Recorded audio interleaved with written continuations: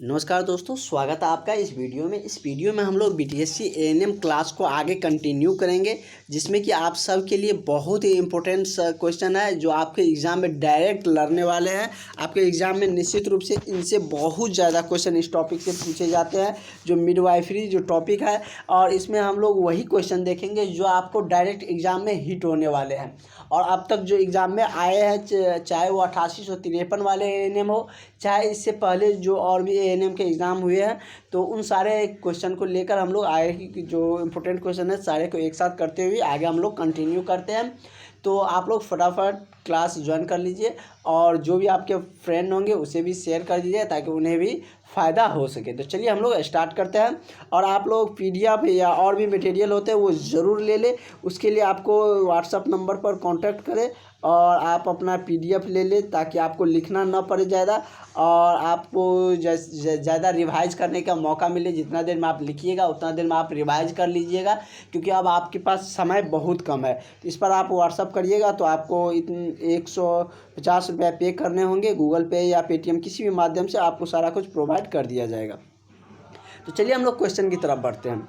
Question कह रहा है कि गर्भ अवस्था में HCG एवं HPL हार्मोन का स्रोत होता है। मतलब कि गर्भ अवस्था में HCG एवं HPL हार्मोन का स्रोत क्या होता है? माँ, अपरा या मिला जुला स्रोत या भ्रूण। तो इसका क्या होता है? अपरा क्या होता है कि HCG एवं HCL हार्मोन का एक स्रोत होता है। अगला क्वेश्चन कह रहा है कि कंसेप्शन के 15वें दिन से 8 सप्ताह तक, 15वां दिन से शुरू होता है और 8वें सप्ताह तक अंतर गर्भाशयी विकास का अवस्था को क्या कहा जाता है? जो 15वें दिन से जो गर्भावस्था मतलब गर्भावस्था का विकास होता है, उसके बाद 8वें सप्ताह तक जो अंतर गर्भाशयी विकास होती है उस अवस्था को क्या कहा जाता है? भ्रूण अवस्था या एम्ब्रियो अवस्था या ओवम अवस्था या कंसेप्शन अवस्था। तो वो जो अवस्था होती है उसको क्या कहा जाता है? एम्ब्रियो अवस्था कहा जाता है। तो इसका करेक्ट आंसर क्या हो जाएगा? आपका ऑप्शन नंबर बी हो जाएगा। तो नेक्स्ट क्वेश्चन हम लोग देखते हैं। नेक्स्ट क्वेश्चन कह रहा है कि फेस प्रस्तुति की डिनोमिनेटर है। डिनोमिनेटर आप जानते हैं, जो नीचे वाले भाग होते हैं उसे डिनोमिनेटर कहते हैं। जैसे कि ऊपर वाले नोमिनेटर होता है, ये डिनोमिनेटर होता है। तो इस तरीके से आपका कह रहा है कि फेस प्रस्तुति का जो डिनोमिनेटर है वह क्या कहलाता है, मतलब क्या होता है? स्कैपुला या मेंटम या ऑक्सीपुट या सैक्रम। तो फेस प्रस्तुति का जो डिनोमिनेटर होती है उसको मेंटम कहा जाता है। क्या कहा जाता है? मेंटम कहा जाता है। तो इसका आपका करेक्ट आंसर क्या हो जाएगा? ऑप्शन नंबर बी हो जाएगा। और आप लोग लास्ट तक जुड़े रहिएगा एग्ज़ाम के लास्ट तक, तो आपको निश्चित रूप से आपका मेरिट लिस्ट बनेंगे और जो पढ़ेगा उसी को मेरिट में नाम आएगा, क्योंकि अभी आप लोगों को लेकर और कोई ऑप्शन नहीं है और अभी तक एग्ज़ाम होने का ही चांसेज है। तो आप लोग निश्चित रूप से अच्छे से जुड़ जाइए और 100% अपना दीजिए यदि आप बीटीएससी एएनएम में जॉब लेना चाहते हैं। तो अगला क्वेश्चन कह रहा है कि भ्रूण को ऑक्सीजन युक्त रक्त किसके द्वारा प्रदान किया जाता है? भ्रूण में जो रक्त पहुंचता है जो कि ऑक्सीजन युक्त होता है, जिसमें ऑक्सीजन भी मिला हुआ होता है, तो वह किसके द्वारा पहुंचाया जाता है? मतलब वो किनके माध्यम से वहाँ तक पहुँचता है? तो भ्रूण में जो ऑक्सीजन युक्त रक्त पहुँचता है वो किसके माध्यम से पहुंचता है? तो एम्बिलिकल वेन के द्वारा। किसके द्वारा? एम्बिलिकल वेन के द्वारा। 2 वेन पाए जाते तो उसमें से एम्बिलिकल वेन के द्वारा यह ऑक्सीजन युक्त जो रक्त होते हैं वह भ्रूण तक पहुंचते हैं। अगला क्वेश्चन है कि भ्रूण कपाल का सबसे छोटा तिरछा व्यास क्या होता है? मतलब व्यास आप लोग जानते हैं, मतलब कि जैसे इसका आकार है तो ये कार्य सबसे तिरछा एवं छोटा, जैसे ये हुआ, ये तो सबसे बड़ा व्यास हो गया, तो सबसे तिरछा एवं सबसे छोटा व्यास कार्य है कि क्या होता है? जैसे ऑप्शन में आपको दिया गया है बायपैराइटल, या दूसरा है सब ऑक्सीपिटो ब्रोमेटिक, तीसरा ऑप्शन है ऑक्सीपिटो फ्रंटल, चौथा है बाइटोम्पोरल। तो इसका जो करेक्ट आंसर हो जाएगा आपका क्या हो जाएगा? ऑप्शन नंबर डी हो जाएगा, बाइटोम्पोरल। तो इसका ये ऑप्शन आपका सही हो जाएगा। अगला क्वेश्चन देखते हैं।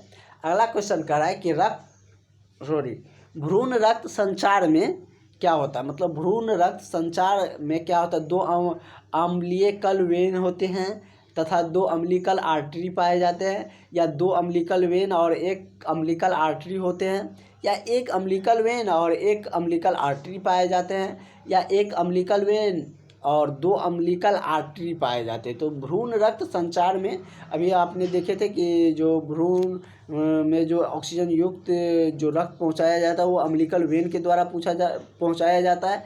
और नेक्स्ट क्वेश्चन उसी से रिलेटेड है कि भ्रूण में जो रक्त संचार होता है उसमें कितना मतलब अम्बिलिकल वेन और आर्टरी पाए जाते हैं, मतलब होते हैं।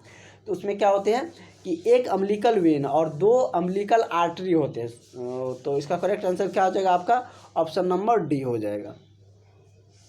अगला क्वेश्चन है कि भ्रूण की कपाल पर भ्रूण के कपाल पर सैजिटल या कोरेनल तथा फेंटेनल सूचर को मिलाने के स्थान को क्या कहा जाता है? सिंसिपुट या ऑक्सीपुट या पिछला फेंटेनल या अग्र फेंटेनल। तो भ्रूण की कपाल पर जो सैजिटल या और कोरोनल तथा फेंटेनल सूचर जो मिलने का स्थान होते हैं उसको क्या कहा जाता है? तो उसे अग्रफेंटेनल कहा जाता है। तो उसको क्या कहा जाता है? अग्रफेंटेनल। तो इसका करेक्ट आंसर क्या हो जाएगा? ऑप्शन नंबर डी हो जाएगा। अगला क्वेश्चन कर रहा है कि सब ऑक्सीपिटो ब्रेमेटिक व्यास होता है, मतलब सब ऑक्सीपिटो ब्रेमेटिक व्यास होते हैं कितना सेंटीमीटर का? 9.5 सेंटीमीटर या 11 सेंटीमीटर या 10.5 सेंटीमीटर या 10 सेंटीमीटर। जो सब ऑक्सीपिटो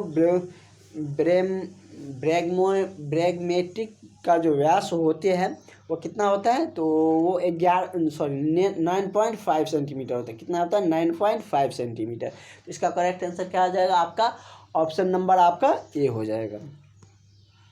अगला क्वेश्चन है कि मासिक धर्म की प्रसरण अवस्था किस हार्मोन के नियंत्रण में होता है? मतलब मासिक धर्म का जो प्रसरण होती है वह अवस्था किस हार्मोन के नियंत्रण में होती है? HCG या एस्ट्रोजन या प्रोजेस्टेरॉन या दोनों, मतलब बी और सी, एस्ट्रोजन और प्रोजेस्टेरॉन दोनों के मतलब दोनों की नियंत्रण में। तो ये जो होते हैं वो किसके में होता है? एस्ट्रोजन के जो हार्मोन होते हैं उसके नियंत्रण में मासिक धर्म का प्रसरण होता है। तो इसका करेक्ट आंसर क्या हो जाएगा आपका? ऑप्शन नंबर बी हो जाएगा। वही नेक्स्ट क्वेश्चन हम लोग देखते हैं।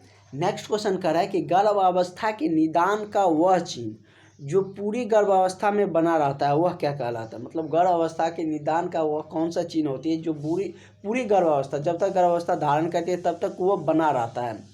मिचली एवं वमन या जीवन का आभास, मासिक धर्म न होना या पीड़ित रहित गर्भाशय संकुचन होना।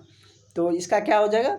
मतलब ऑप्शन नंबर सी हो जाएगा। मतलब जब भी कोई स्त्री गर्भावस्था धारण करती है तो उसमें क्या होती है? मासिक धर्म नहीं होती है। और मासिक धर्म कितने दिनों पर होते हैं? अमूमन जो जनरल होते हैं वो कितने? 1 मंथ पे। ये आप सबको हमने पहले बता दिए थे।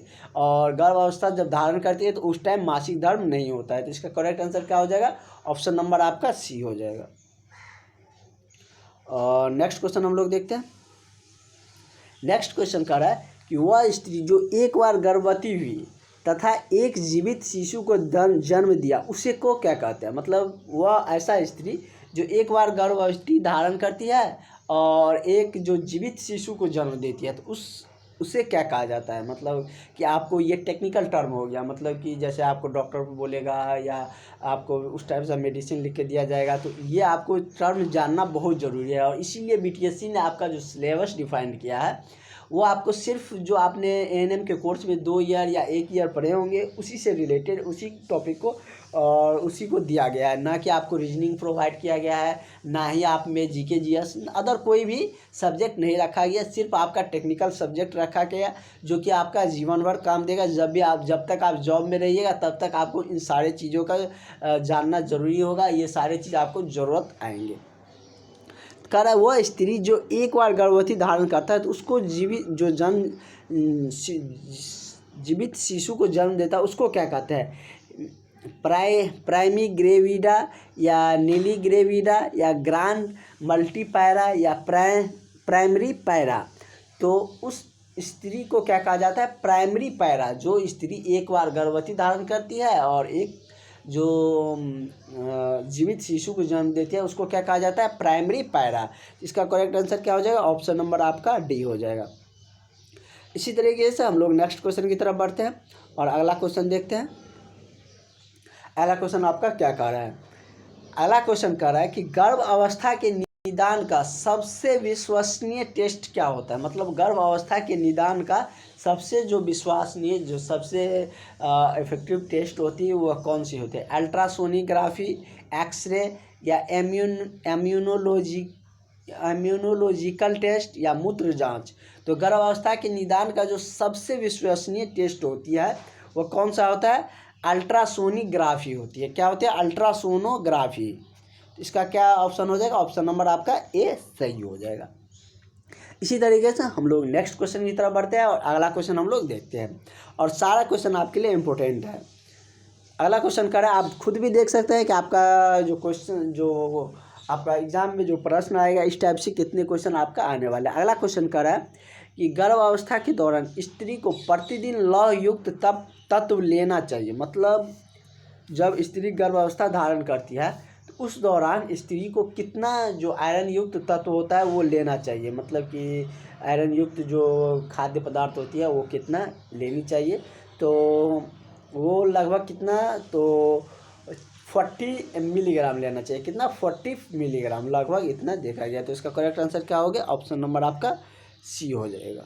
क्योंकि गर्भावस्था धारण करने के उसमें जो आयरन की कमी होती है इसको फुलफिल करने के लिए 40 मिलीग्राम क्या लेना चाहिए? मतलब कि आयरन लेनी चाहिए। अगला क्वेश्चन कर रहा है, शुरुआती गर्भावस्था का निरीक्षण किस तिमाही में आरंभ किया जाता है? मतलब कि शुरुआती गर्भावस्था का निरीक्षण किस तिमाही में आरंभ किया जाता है? प्रथम, द्वितीय, तृतीय या महिला के सुविधा अनुसार? तो शुरुआती गर्भावस्था का जो निरीक्षण 3 माह पर जो आरंभ किया जाता है उसको क्या कहता है? प्रथम या द्वितीय या तृतीय या सुविधा अनुसार? तो इसको क्या कहा जाता है?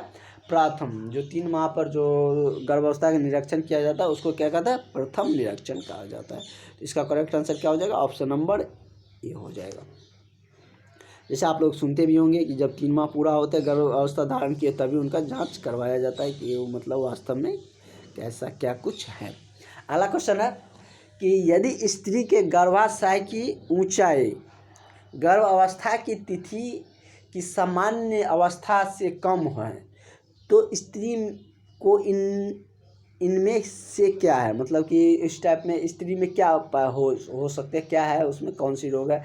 प्लेसेंटा प्रीविया या एमीनिया या RH निगेटिव गर्भाशय या IUGR? तो ऐसे में क्या हो जाता है? IUGR उस स्त्री में होते हैं। तो इसका करेक्ट आंसर क्या हो जाएगा? ऑप्शन नंबर आपका डी हो जाएगा। वही नेक्स्ट क्वेश्चन हम लोग देखते हैं। नेक्स्ट क्वेश्चन कह रहा है कि नीगेल नियम का प्रयोग कर उस स्त्री का EDD बताए जिसका LPM 3 दिसंबर 2023 है। मतलब कि ये GK टाइप का क्वेश्चन हो गया। तो इसका करेक्ट आंसर क्या आ जाएगा? आपका ऑप्शन नंबर बी हो जाएगा। 10 सितंबर 2014 को यह हुआ था, तो इसका प्रयोग हुआ था। तो इसका करेक्ट आंसर क्या हो जाएगा? ऑप्शन नंबर आपका बी हो जाएगा। अगला क्वेश्चन कर है, भ्रामक प्रसव, जो भ्रामक प्रसव पीड़ा का लक्षण कौन सा नहीं है? सर्विक्स विस्तार पर प्रभाव न पड़ना या हल्की पीड़ा जो निचले उदरी भाग में होता है, उदरी मतलब पेट वाले भाग में होता है, निरंतर एवं असंबंधित गर्भाशय में तनाव या एनीमा देने पर पीड़ा कम न होना। तो भ्रामक प्रसव का जो पीड़ा का लक्षण नहीं होता है, कारण नहीं होता है, क्वेश्चन को ध्यान से पढ़िए। तो वो क्या होता है? एनीमा देने पर पीड़ा का कम न होना, क्योंकि एनीमा जब दिया जाता है तो पीड़ा कम होता है। इसमें दिया है न होना, और क्वेश्चन भी आपका पूछ रहा है कि करेक्ट आंसर नहीं होगा। तो इसका करेक्ट आंसर क्या हो जाएगा? ऑप्शन नंबर आपका डी हो जाएगा।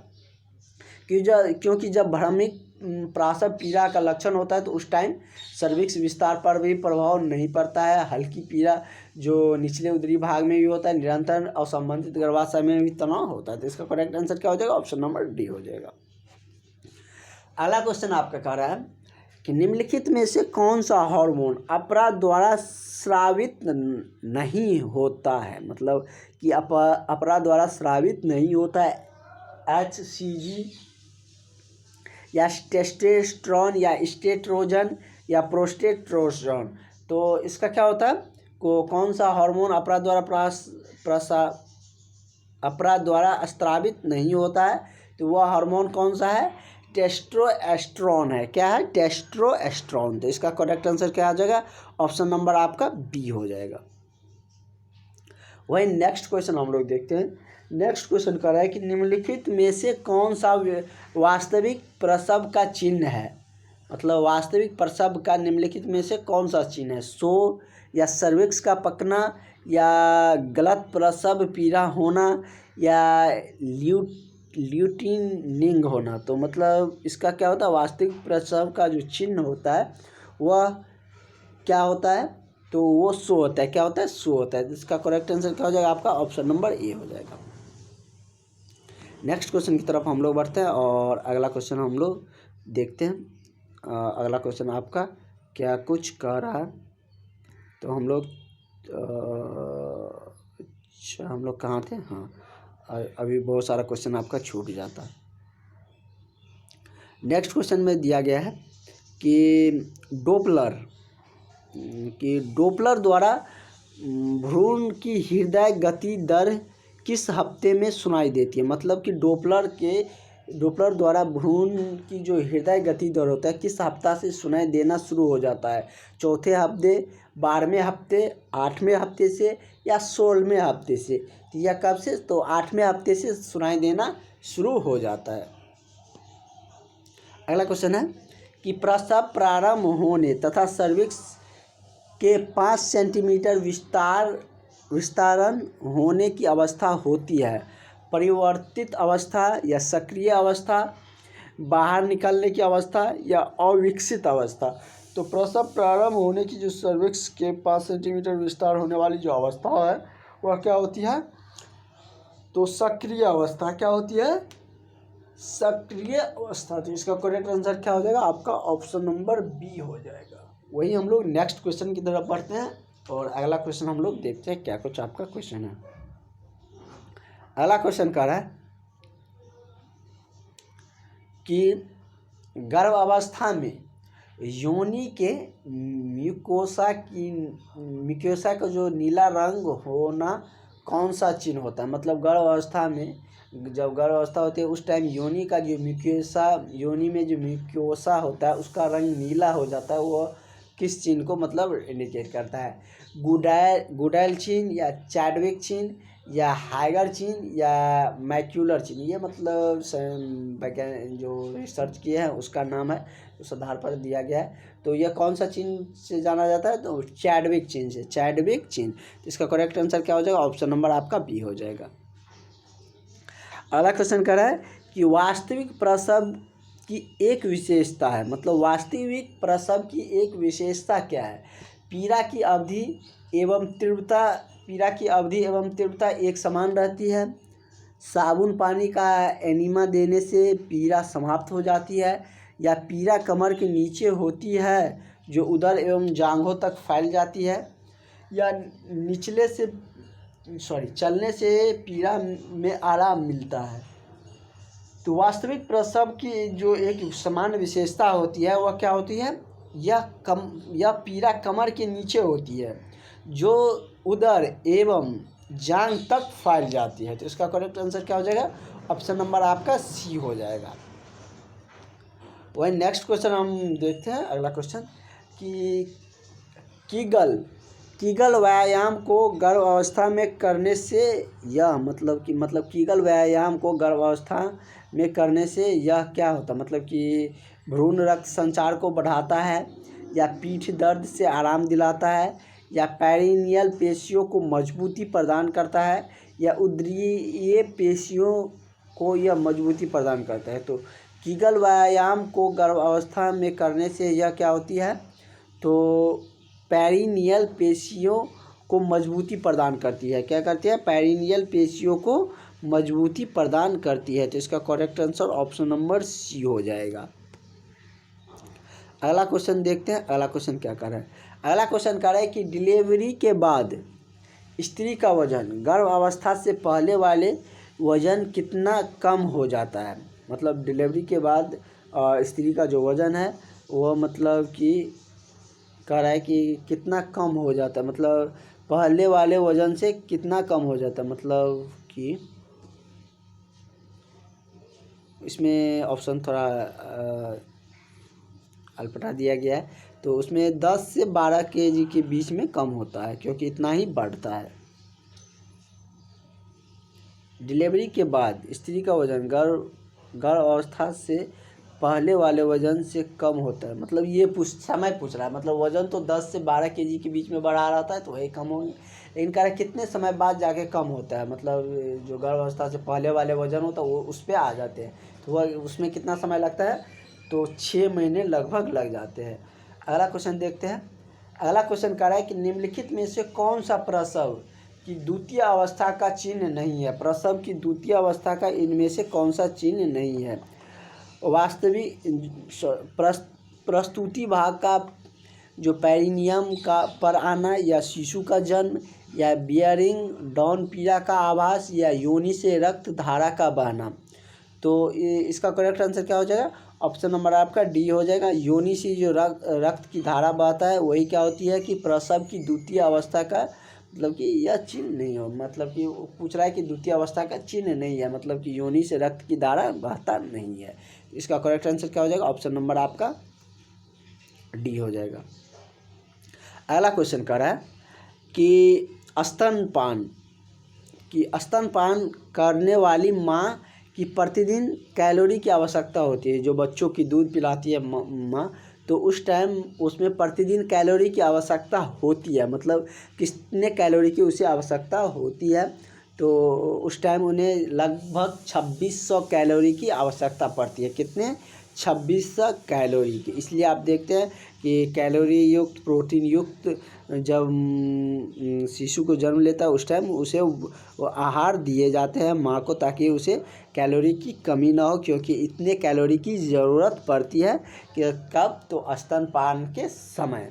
तो इस तरीके से आप लोगों का जो आज का क्वेश्चन है हम लोग यहाँ तक देख लिए, और इसके आगे का क्वेश्चन हम लोग नेक्स्ट वीडियो में देखेंगे। और आपका जो आगे क्लासेज है वो कंटिन्यू इसी तरह चलते रहेगा।